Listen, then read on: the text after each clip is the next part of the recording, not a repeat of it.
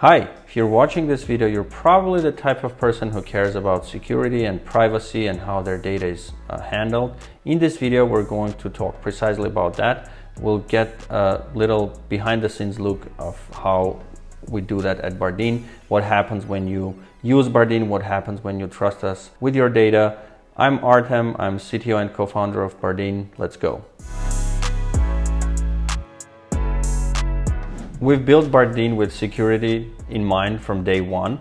Unlike other automation tools, Bardeen does its work in the browser, which means that we retrieve your data from the browser and store your data in the browser, not on our cloud services. That is why it's obviously really easy to clean all the data. If you want to, you just remove the extension and all the data is gone, and we do not have access to your data to begin with. Other than that, we also do third-party security audits by a company that's certified and recommended by Google. We have to, so we go through a penetration test, through various other tests of our security posture within the browser, on our cloud services, and we do this periodically. Last but not least, we use industry standard practices for securing your data, encrypting it at rest as well as in transit. Now we're going to take a look at how what happens when you use Bardeen. Before we do that, however, we're going to use the inspector tool that comes with every browser, and here's how you can enable it. So go to Chrome:/extensions, enable the developer mode. This is not something that users normally have a need to see, so it's hidden behind the developer mode. And now once you've enabled it, hit on the background page, and this is going to give you access to basically the engine of your browser. So what we see here, we have several tabs. What we're interested in is two tabs. First is network, that's going to show all the networking requests, that our browser makes, and the application tab where we can inspect all the data stored within the browser. As you can see, we're looking now at this thing called IndexedDB, which is an internal database that browser has, and we're seeing that for the time being there is only this anonymous ID that we have here, but there is no user data.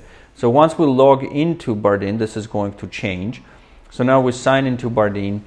This is the fresh account. So we will open Bardeen. We'll give it a few seconds to load. And now if we take a look at this again, we can refresh it, and you can see that this was populated with some account data, some information regarding the login token that we used to log into Bardeen. And now, but this is pretty much it. There is no actual data yet. So what we're going to do now, we're going to try to run a simple playbook. Let's say we want to run the join next meeting playbook. So here it's going to ask us to authenticate with our Google Calendar app. So we do that, we run through the authentication flow, we pick the account that we want to authenticate with. All right, great. So now we see the information. We see what's the next meeting on our calendar, and you can see here that the data has actually been populated, and here we see that the data is stored. Here you can see that this is the data that was fetched from your calendar, and it's stored right here inside your browser. If we go to network tab, you can see that the network request that was made to retrieve that data from Google was made from your browser directly to Google, completely bypassing our servers, meaning we do not have access to this data. This data only exists in your browser, and obviously you can easily clean it up, delete this data by just removing the extension from your browser, and this data will be gone.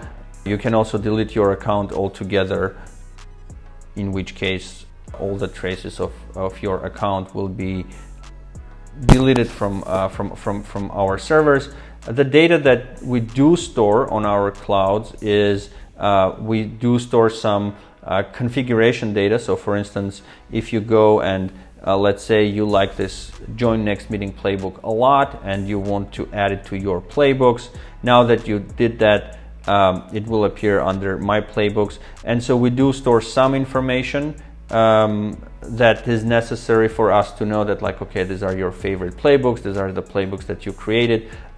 We also store anonymized usage information. So we store statistics about which playbooks are executed how many times. However, and this is extremely important, that we never store any user data. So for instance, we would know that like a user has joined a certain meeting, but we wouldn't know who were the participants of that meeting, who are like what is the meeting name, and so on. So we go at great lengths to make sure that the data that we store for analysis, usability purposes does not contain anything personal. If you want to know more about this, head on to bardeen.ai/security. There we have a very detailed breakdown of all the permissions that we require and explanation of why we require them.